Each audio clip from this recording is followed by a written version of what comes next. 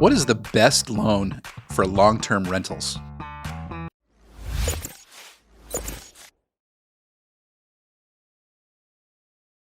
Hey, what's going on, everybody? It is Jeff Trevarthen, Jeff the Mortgage Pro. Thanks so much for watching today. Today, we're looking at the best loan for long-term rental properties. Okay, there's a couple different options that we can look at, but first, let me say thank you so much for watching my video, number one. Number two, if you get a chance, please subscribe to my channel down below. That helps me get my videos out to you. And if you really like my videos, you're gonna love all the other ones that I'm putting out there as well. And if you like this video in particular, go ahead and click that like button down below. That lets the algorithm know that it's a good video, and hopefully we'll get a chance to get our message out to other people. Here are the two different types of loans you can get on a long-term rental property. There's a conventional loan, and in the conventional loan category, we're going to lump in any type of jumbo financing or non-QM financing to go with that. And then there's the other type of loan that you can get for an investment property is what's called a debt service coverage ratio loan, or a DSCR loan. So which one of these wins when you're trying to buy an investment property? And I think the answer depends on a lot of different factors, but let's kind of go through some of the different ideas of why. In my experience, what I think is the most popular one of these is everybody wants to do a DSCR because it sounds really cool and sexy, but in the end of the day, I think the conventional loan is probably the better option for most people that would fit and qualify for a conventional loan. So obviously, if you don't qualify for a conventional loan, then the DSCR is going to be a better option. But for the most part, most people can qualify for the conventional way to finance a long-term rental property. Okay, so here's where we're going to go through some different guidelines here in terms of the different types of loans. So when you have down payments for a conventional loan on an investment property that's a long-term rental, you can use as little as 15% down. Anywhere from 15% down to 20% down, you're going to have mortgage insurance associated with that. And the pricing over the last year or so has been super high, like through the roof, meaning you're going to have to pay several points to be able to get these conventional loans with the lower down payments on a investment property. But minimum standard for most DSCR investors is going to be 25% down. Some of them will go down to 20, not very many of them will. But again, the cost of these is going to be really expensive if you go less than 25% down. But for the most part, you're going to need 25% down for a DSCR loan. Okay. The second thing is your credit. On a conventional loan, when you're trying to buy an investment property, you can have credit score down to 640. So you could have a not so great credit score and still be able to qualify for a conventional loan. Yes, again, this adds an additional expense in terms of cost of getting an interest rate and cost of closing on that particular transaction. But at the same time, compare that to the credit score that you're going to need for a DSCR loan. You're going to need at least a 700 credit score to be able to qualify for a DSCR loan. Some of them might go lower, but for the most part, like it's going to be really hard for you to qualify if you have less than a 700 credit score on a DSCR loan. So also on investment properties with conventional loans, in terms of reserves, you don't really need any, okay? You can have as little as 0 months reserves as long as you have a good credit profile when you're getting a conventional loan. On the flip side, when we're looking at DSCR stuff, you have to have a minimum of 6 months reserves. And those things have started to get a little bit tighter over the last several months, I would say, just because of the different things that are going on in the economy and the tightening of credit that we're seeing in 2023, also due to the banking crisis that we had earlier this year. So again, reserves are going to be a lot easier to qualify for a conventional loan versus a DSCR loan. Rates, here's another thing, okay? On a conventional loan, rates are going to be probably anywhere from 1 to 1.5% lower than they are on a DSCR loan, which I think is kind of crazy, right? So these loans fluctuate just like DSCR loans fluctuate. They fluctuate with the market. At the current time of this recording, they're pretty darn high. So at least compared to over the last 20 years or so, they're definitely up there a ways right now for investment properties. But DSCR loans are going to be at least 1 to 1.5% higher than they are on the conventional loans.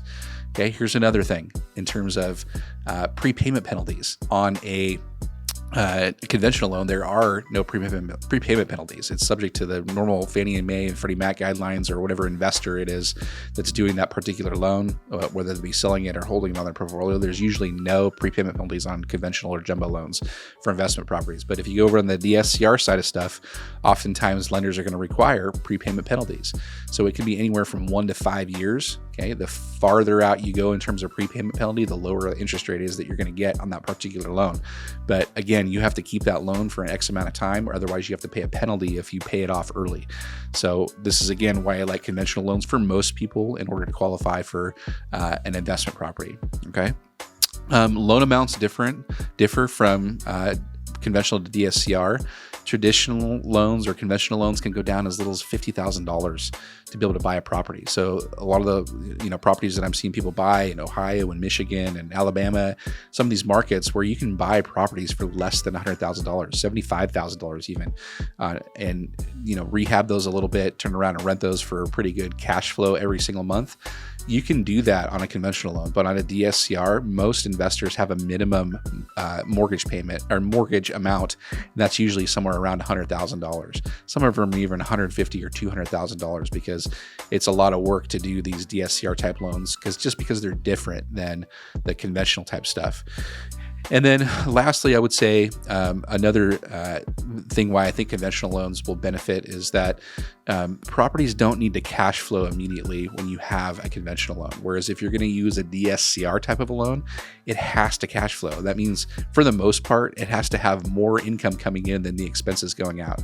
Now, oftentimes this isn't an issue whether you're buying it with a conventional or DSCR, but I've seen instances where the DSCR ratio is less than 1 and it starts to get pretty hairy. They usually banks won't lend much money when you don't have a cash flowing property, when you're using a loan that is based on the cash flow of the property to be able to get the loan. So for the most part, I would say conventional is a lot easier to qualify for than the DSCR stuff going forward with those types of loans.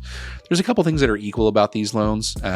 You can use rental income to qualify in each of the instances. So when you're buying a conventional or an investment property with a conventional loan, you can use the income of the property coming in to help offset some of the debt.